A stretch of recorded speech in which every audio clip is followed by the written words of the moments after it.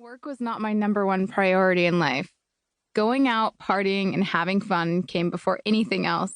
And my idea of having fun consisted of experimenting with drugs and having sex with older men. Even if they weren't conventionally handsome, I always found something appealing about the older guys I slept with. Anything from the way their musky armpits smelled to an out-of-state accent. There was no rhyme or reason to my selection. Most of them were one-night stands, unless they had a big dick. I like that. Ever since high school, I was really into one-night-only sexual encounters.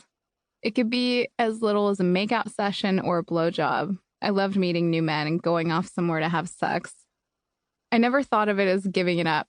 I got something out of it, too. Instead of orgasms, I received knowledge.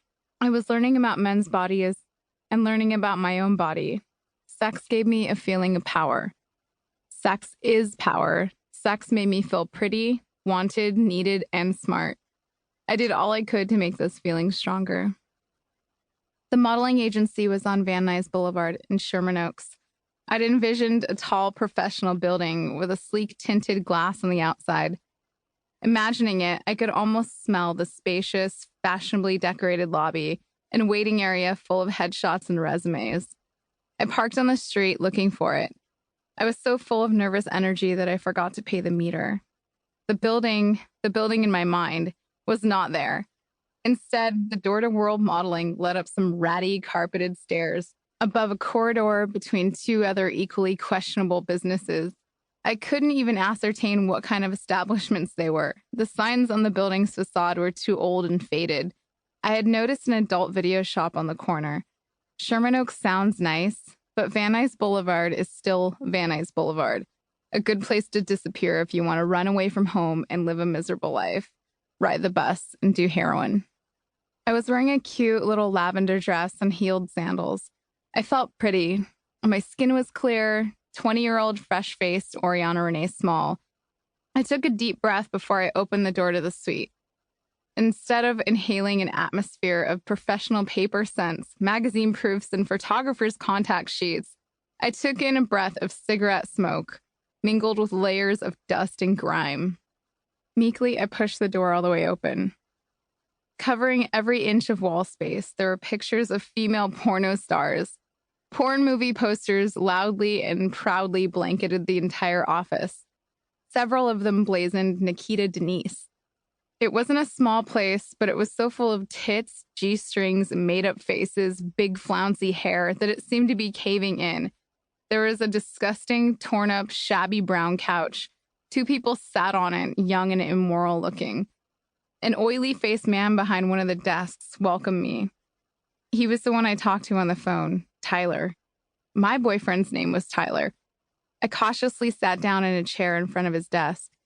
If there was anything filthy or smelly on the seat, I didn't want it sticking to me. I wished I could hover. Oriana, a pleasure.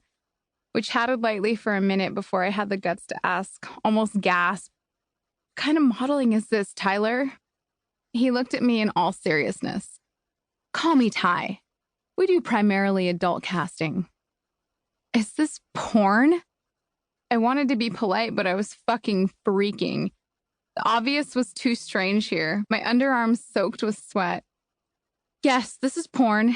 If you want to get started, let me have a form of picture ID so I can make a copy. I, of course, need to make sure that you're at least 18 years of age. Then fill this out, and when you're ready, we'll go into the next room and take some Polaroids." "You want me to take my clothes off? Here? Are you serious?" I didn't like being naked at a doctor's office. "Yeah, we'll just be in that room right over there," he pointed. "We can shut the door if you'd like." There were 2 or 3 other men behind desks, carrying on with business calls. I shut my ears to what they were saying. Already, my conscience had to be cleared of this experience. I got up, clutching my purse and my stomach. I'm abrupt by nature, but I didn't even try to be polite. I was dizzy and fumbling. My face was completely red. I didn't know what to say, how to react. All I could muster was the same awkward smile I always resort to. I felt shame just being in the presence of these people. "I'm sorry, I have to go. I can't do this right now. I have to think about this. I have to talk it over with my boyfriend. I'm sorry, I didn't mean to waste your time. His name is Tyler."